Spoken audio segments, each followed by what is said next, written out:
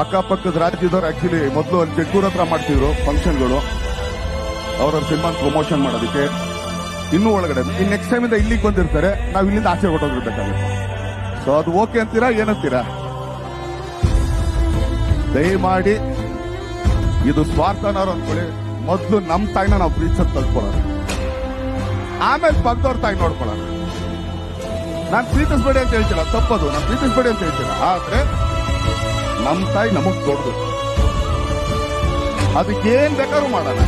ಯಾರಾನ ಆಕ್ಚುಲಿ ನಮ್ ತಾಯಿನಂದ್ರೆ ನಾವ್ ಯಾರನ್ನ ಬಿಟ್ಬಿಡ್ತೀರ ಸೊಮ್ಮೆ?